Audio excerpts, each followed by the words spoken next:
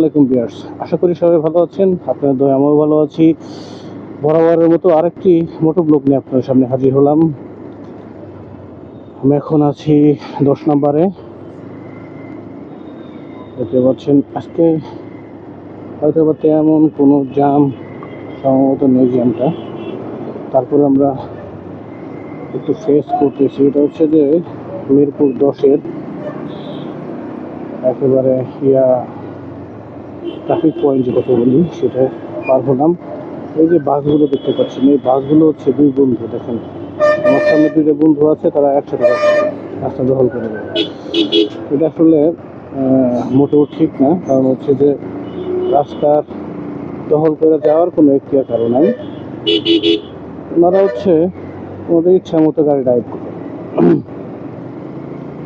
যাই হোক, ওনারা করুক। এখন কথা হচ্ছে আমার পেজে যে আপনারা কার্টুন ভিডিও দেখতেছেন সেগুলো কেমন লাগছে একটু কমেন্টে জানাবেন। হ্যাঁ, মোটো পাতলের যে ভিডিওগুলো কেমন লাগছে, যদি আপনাদের পছন্দ হয় মাঝে মাঝে আমি সেগুলো আপলোড করব শুধুমাত্র আপনাদের জন্য। আর যদি ভালো না লাগে সেটাও বলতে পারেন, আমি আর একটু আপলোড করবো না। তারপরেও যদি একটু ভালো লাগে তাহলে অবশ্যই জানাবেন। আমরা এখন আছি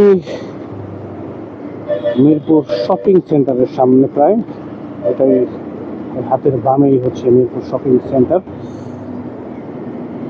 আর বেসিক্যালি হচ্ছে যে আজকের ওয়েদারও কালকের মতোই, প্রায় একেবারে ঠান্ডা, কোনো রোদ নেই, বৃষ্টিরও পূর্বাভাস নেই, কিন্তু যে কোনো সময় বৃষ্টি নেমে যেতে পারে, সেটার কোনো ভরসা নেই।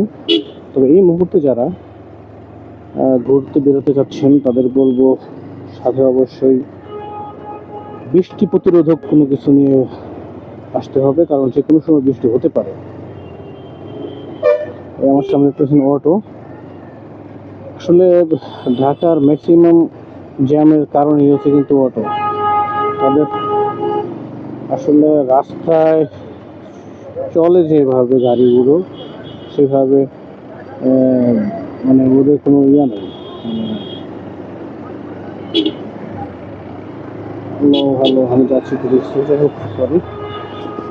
অটো যে কথা বলছিলাম, যে অটো যেভাবে চালায় ওরা, তাতে আসলে ওদের যে যারা ওদের পাশ দিয়ে যায় তাদের বিপদটা বেশি। কারণ ওরা যখন তখন যেদিকে ইচ্ছা সেদিকেই ঘুরিয়ে দেয়। এটা ওদের নিজস্ব কেয়ার বলতে পারি আমরা। এখন কথা হচ্ছে ওরা ড্রাইভ করাটা আসলে রাস্তার আইন শৃঙ্খলা সেটা কিন্তু ওরা বোঝে হয়তো কম, সবাই না, কিছু লোক আবার খুব ভালো বোঝে। তারা খুব ভালোভাবে প্রপারলি ড্রাইভ করে, কিন্তু কিছু লোক একেবারেই বোঝে না। মনে করেন যে আপনি এখন এমন একটা কাজ হয়েছে এখন বর্তমান সিচুয়েশনে, যে আপনি গ্রাম থেকে আসছেন, আসার পরে কিছু টাকা দিয়ে আপনি একটা অটো কিনে ফেলছেন, কিন্তু সে ঢাকায় খুব কম আসছে, কিন্তু যে ড্রাইভ করতে পারে, সেই জন্য সে ওই সাহসে কিনে ফেলছে। এখন তারও তো চলতে হবে, সেক্ষেত্রে একটা অটো কিনলে সে ভালোভাবে তার দিন চালাতে পারছে, এরকমভাবে চালাচ্ছে আর কি। তো যাই হোক, তারা চালাক।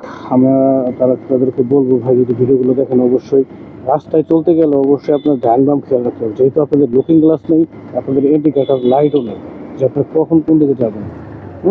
সেক্ষেত্রে আপনারা, যেহেতু এটাও ছোটো মোটো একটা ইঞ্জিন, সেক্ষেত্রেও আপনাদের খেয়াল রাখতে হবে যে আপনাদেরও গতি কম নয়। হ্যাঁ, যখন ইচ্ছা সেদিকে ঘোরাতে পারেন, কিন্তু পায়ে প্যাডেল করলে আপনি একদিকে ঘোরাতে হলেও আপনি বারবার তাকে দেখতে হয়। কিন্তু আপনারা যদি পারেন লুকিং গ্লাস যদি কোনোভাবে কোনো দিক দিয়ে লাগানো সম্ভব হয় তাহলে অবশ্যই লাগিয়ে নেবেন। আর দেখতে পাচ্ছেন আমি আমার গন্তব্যে প্রায় চলে আসছি। তাই সবাইকে বলবো, বাইক চালালে অবশ্যই হেলমেট অবশ্যই ইউজ করবেন। ওনার মতো কোনোভাবে হেলমেট খুলে চালাবেন না, কারণ হচ্ছে হেলমেট খুলে চালালে আপনি অ্যাক্সিডেন্ট করলেও সাইডেন্টলি যদি কোনোভাবে আপনার হেলমেটের লাগানো থাকে, অবশ্যই আপনার মৃত্যুর হাত থেকে প্রায় অনেকটাই কমে যায়, ঝুঁকি কমে যায় আর কি। তো সেক্ষেত্রে বলতে পারি আপনারা আসলে হেলমেটটা ইউজ করবেন।